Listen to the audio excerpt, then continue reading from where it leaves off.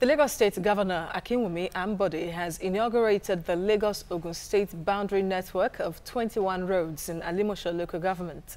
Now, the Governor Ambode inaugurated the new Ayetoro Bridge off Ishefun Road in around Ikpaja Command Road, New Ikola Bridge, formerly known as Old Odo Obasanjo Bridge, and the AIT road intersection. Now, the governor stressed that he remains committed to making life better for Lagos residents. We are commissioning a total distance of 27.4 kilometers of road with 2 bridges. So, what is the significance of what we are doing today? I'll give you the equivalent distance of what we are doing today, which we completed in the course of just 1 year. When you start from Ojodu Baga, so Kingsway Road, which is now Afred-Iriwane Road, that's 27.4 kilometers. That's the same equivalent of what we are doing today. We have with us in the studio the Permanent Secretary, Lagos State Ministry of Works and Infrastructure, Engineer Jimmy Otonu. Good morning to you and thank you for joining us. Hope I got the pronunciation correctly. Yes, you did. Thank you for having me. All right, you're welcome. Yeah. First of all, let's look at the inauguration of the new roads across the boundary areas of Lagos in Alimosho local government area. What was the purpose for that? Was it just to open up the state as usual? Because we know there are many constructions going on. Anyway, it's part of the grand strategies that we have for traffic improvements in Lagos State. Now, we embarked on those sets of roads precisely last year, and the idea was to improve connectivity. We realized that a lot of people are losing man-hours on the road, so we needed to improve on the productivity and also to reduce travel time. And of course, these roads come with a lot of benefits. I mean, of course, the property value in those areas have increased tremendously. We've addressed also the flooding challenge that they had. And of course, the roads also comes with full complements of street lights, walkway, lay-by, the same thing you'll find anywhere in the state. So the lives of those people living in that axis has been completely transformed. You see, it's like we want to make every part of the state livable and economically viable. So that is part of the strategy of the state government. All right, flipping the coin, I've heard some analysts who say that although these roads and projects are quite expensive, because if you look at the quality and all of that, but someone would also say that considering the amount of revenue accruable to Lagos State in commensurate terms, that the work on ground is not as much as the revenue accruable to Lagos State.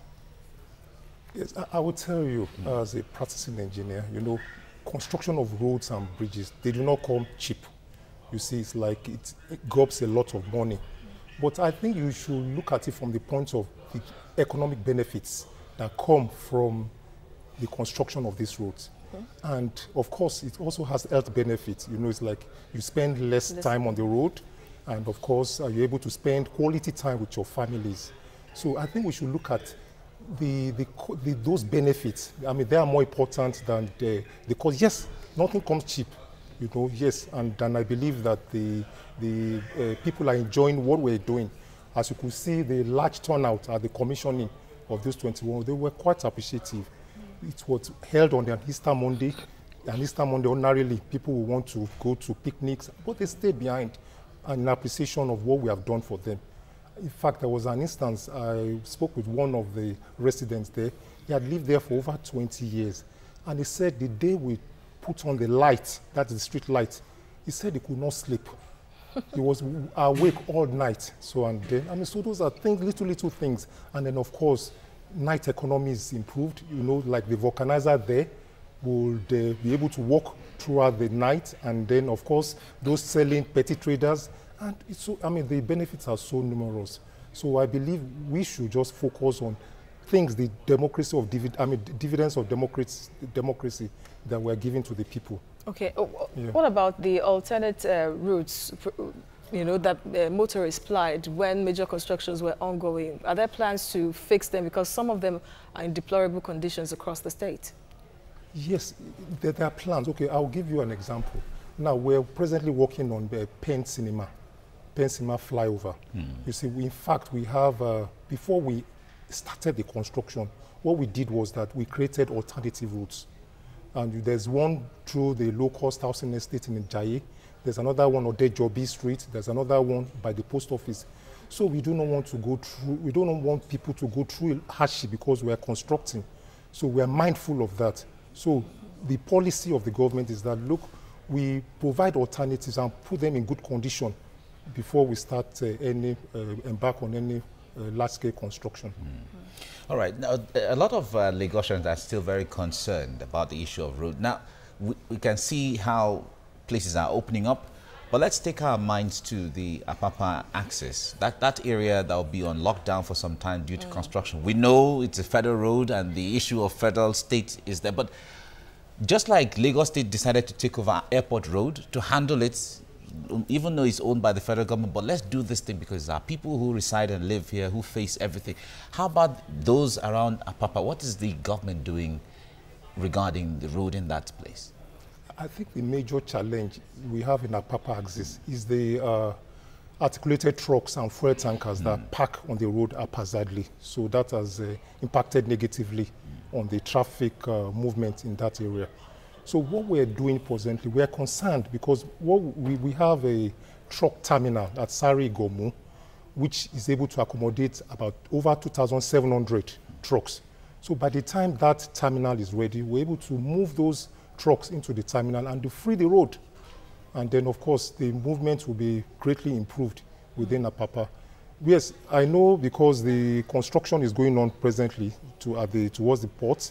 So, of course, in any development or construction, there's no gain without pain. We just want to appeal for the Lagosians to just bear with us a little while we sort out the issue of the terminal that we have in plan to do. But how soon will the terminal be ready? Because we know the many trucks on the bridges going to the island, and it's quite worrisome now because there is the threat to the bridge that could lose wear and tear. Absolutely. And I can assure you, we're working very hard to quickly achieve that. So no time frame yet? No time frame yet, but I will let you know as soon as we're ready. All right. As beautiful as many of these roads will be, the pressure on them is quite high because the number of people, the population in Lagos, those who are buying cars, those who are driving and all of that.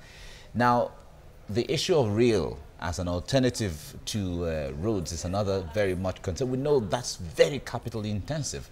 But what is the government doing in the regard of either bringing private partners into the rail project in Lagos State, light rail?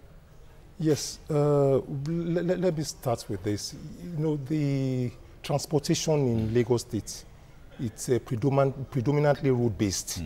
And of course, part of the strategy is to explore other means of transportation, which rail is among them.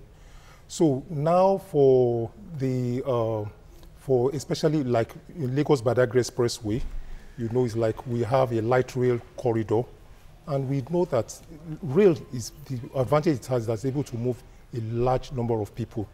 So we're looking into that. Like for example, from Eric Moore to Mile 2, the light rail corridor is ready. And what we're doing presently now is that we're trying to just tidy up the whole thing and then make everything work again in that axis. And then again, of course, you know, we've been on that expressway for a while now. That's the Badagry Expressway. So, but we're looking for public-private partners to partner with the state government in taking it from Okokomaiko to Seme. The government is fully committed in delivering that project from, we've done the phase 1 of it, which is from Eric Moore to mile 2. So we are committed in completing it from Mile 2 to Okokomaiko, where we'll now invite the PPP to, the private partners to come in to see the project through to Seme. We've gone far with that, and we're just tidying up discussions with the private partners. Okay, what about water transportation, which has a huge potential of being used for interstate movement? Yeah. So what are the efforts being put in place to No, we're building terminals all around. Like we have one at Ipakodo, we have at Badori, and even apart from, because we're looking at everything in totality, it's like, for instance, at Badori, we have apart from the terminal, which is at Park, we're going to have a large car park there. We're going to have a terminal there at Aja. So as people get down from the boat, they go from the bus, from there, that will take them to Aja terminal. So in a nutshell, things will be made easier for people of Lagos State, especially in that corridor and areas where we have our jetties. Okay, talking about, you just talked about the Lagos being open to private partnership in the area of rail. You already have some in mind, or you're in discussion with some of the private partners already? Or? Yeah, we are presently. Okay. As I've said, for example, from Okukomaiko to Seme, we of course we have some infrastructural partners that we're discussing with presently. Same thing for the Fort Mainland Bridge. We're discussing with them too. Okay, so if you're saying that the government is in talks with some private companies, yes, and then there's a possibility of public-private sector partnership to get some of these infrastructures in place, does it mean that Lagosians should expect maybe toll gates to spring up in some of the areas where private companies would be the ones to construct? Because how are they expected to make their money back? No, you see, it's like the investors will make their money back through tolling, and of course through real estate development. Yeah. You understand? But once we provide roads like that, there will always be alternatives. It's like just like what we have presently in the Lekki Expressway. There's an alternative. If you don't want to go through the toll gate, then there's an alternative route. So that's the policy, and that's what is being done everywhere in the world. So we provide alternatives. That won't be very far from the main road, because that is the complaints of many Lagosians when you talk about the LCC roads. No, we'll have that in mind. We'll have that in mind. So that is always... All right. You just mentioned the Fourth Mainland Bridge. Bridge is one thing I wanted to ask you earlier on. There was some partnership arrangement that Lagos State had at the time. Yeah. And all of a sudden we heard that the agreements were terminated or were suspended or something. Talk to us more about that. I think, you see, the issue is that it's a huge project. And of course, we received a lot of proposals. But we have to sift out those that are serious from those that are not. So I think we're almost there. You know, we've taken a lot of time, but I just want to appeal for Lagosians to just bear with us. We want the best for the state government. So we're almost there, I can assure you. Okay, talk to us about the progress of the road project from Oshodi down to, for the BRT project, the one that the government has been talking so much about to change the face of transportation totally in the state. Tell us how you've made progress and how soon it's going to be concluded. Yes, we've gone far on it. It's like it's part of the strategies to decongest heavily trafficked area. I can tell you that we've identified 40 traffic zones, and out of which we've implemented 19 out of the we've implemented 19 out of the 40. So, and that is one of the strategy. That is the light rail corridor that we provided from Abule Egba to Oshodi. So it's at an advanced stage of completion now. So, and again, of course, it comes with lay-bys, it comes with terminals, just to improve the entire transportation system in Lagos. We heard that the initial plan, apologies Mike, the initial plan was to take that particular project to the border of the state. Yeah. Am I correct? No, the phase one is from Abule Egba to Oshodi. Okay. So that could be considered in the future. Oh, okay. Yeah. All right. Talking about the maintenance of some of these roads, the governor just commissioned about 21 roads in Alimosho, and others are still opening up here and there. But what is the plan to maintain some of these roads? We know that the pressure, I was talking about the pressure earlier on. Going to Ikorodu, for instance, there are portions where the construction is made, and in about a month or two, things are going back to the way they were because of the pressure on the road. So now you have done all of these beautiful constructions. What are the plans for maintenance? Yes, thank you. Now, we have apart from the implementing agency that we have in the state, that is the Public Works Corporation, who addresses from time to time, I mean, areas where that needs to be fixed. So, of course, we also award to contractors to areas that have gone bad, but we expect that the road should last for about 20 or 25 years thereabout. But we pay particular attention now these days to specifications. Okay. So we've improved on our specifications. So roads that we do nowadays honestly should serve the full lifespan of 25 to 30 years. In fact, I was about to ask the question that does the government do close monitoring of these contractors, because you know how the experiences of Nigerians in time past where the specification are never, you know, adhered to, and then at the end of the day, in less than a few years or even months, some roads get bad again. So was there close monitoring of ensuring that the layers were followed through? Absolutely. We have a team of engineers, I mean, statewide, that monitor every construction so that we have value for money. We take a lot of pain in doing traffic studies and then doing the design, and we ensure that those specifications that we specified are implemented by the contractor. So we have people on ground that do that for us. Okay. Let's talk about the issue of regional integration. We know that Lagos is working in collaboration with, there's just been, welcomed into the Odua Investment Company, and part of the development in the southwest, the collaborative effort with other states.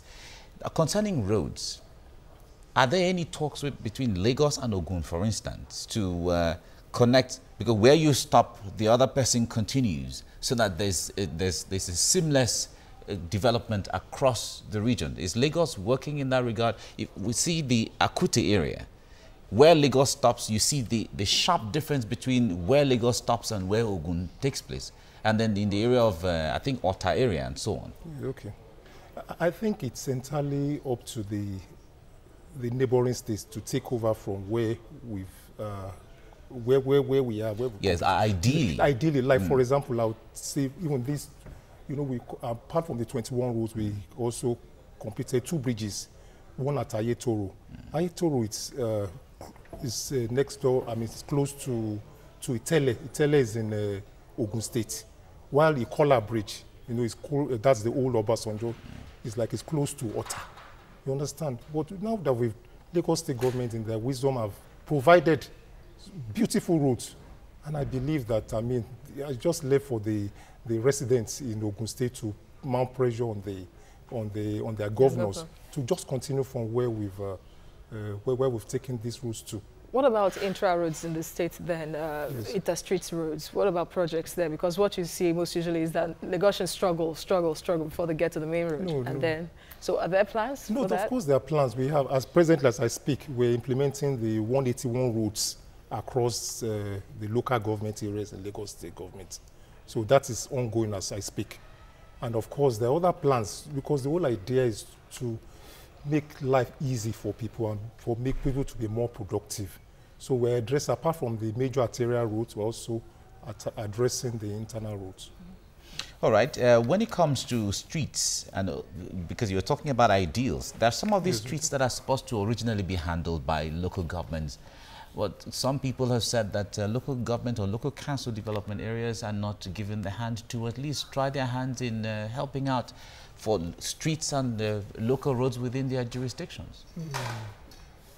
I think the bottom line is that whether local government or state government, the bottom line is to provide what the people want. And so we're in collaboration, and I believe things will get better with time.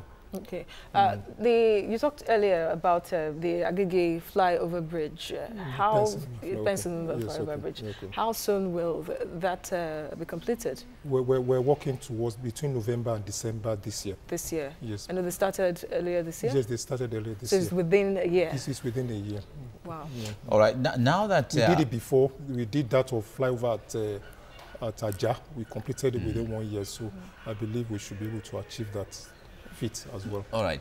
Now that Alimosho local government generally, they seem like a deliberate move to open up roads in Alimosho. Apart from that area, are there other local governments, there's a deliberate move to open up roads in the place? Yes, absolutely. We, as I speak too, we have a network of roads at Sholui. Okay. Sholui is in Kosofe local government. The whole idea of the roads that we're doing at Sholui is to free Dia Street. I don't know, the Dia Street is the street that leads to the Deeper Life Church. Okay. You know, the whole place is usually congested. So the advantage that we'll have that on completing the network, those network of roads, is that people living in that area, instead of going through Dia Street, they'll be able to bust out into Third Milan Bridge directly without having to go through Dia Street. So travel time is reduced, and the people are better off. And of course, as we're doing the routes, we're also addressing the challenges of drainage. Okay, let's talk about aesthetics, which one of them is painting of some of these roads, and then the areas, maybe bus stops, you know, particular areas especially. What usually informs your idea of painting? Because, for example, if you go to Ojuelegba, you'd see sports people at stadium bus stop with painting of sports people and all that. I hope you understand what I'm trying to say. Okay. Some Lagosians at one point were saying that, do they think through before they paint some images in some areas? Do you let them have some kind of identification with the kind of the area? You do some paintings after your constructions are through? Well, I wouldn't want to delve into that, but you know, the government is so large, and so what we do is that we provide roads, and then we concentrate on that, and then. But I think those paintings, they're nice. I mean, as far as I'm concerned, they complement what we do. So I think it improves the aesthetics of the entire area. At least, for example, the one in at a hotel coming out from Adetokunba Demola by the bus stop. I mean, the images there, I think they're fantastic. They complement the infrastructure in those areas. Okay, we don't have all the time now, but let me ask this question. The road from coming into Lagos from either Benin or from Ogun State and all of that, besides Lagos-Ibadan, we still have this opening from Ikorodu through Imota, busting out in Ijebu-Ode, but that road doesn't seem to be very good. Any plans by the state government so that the pressure on Lagos-Ibadan Express is reduced? Yes. Now I'll tell you, as I speak now, there is a road in Ikorodu that we're constructing, Agric-Ishawo to Kunu, which will eventually come with Arepo. Okay. So of course, so people coming from Ikorodu, you don't have to come through Lagos-Ibadan Expressway to continue your journey to Ibadan and other parts of the country. So we are mindful of that. Okay. So, and then of course there are other things that we're doing too. In fact, that's the plan, just to relieve the major expressways. So that is our policy. Okay, we have to leave you here now. Engineer Jimmy Hotonu, Permanent Secretary, Ministry of Works, thank you for coming. Thank you very much. Thank you so much. Thank you for having me. And we wish you well in all the constructions you're doing. Okay, thank you. Thank you.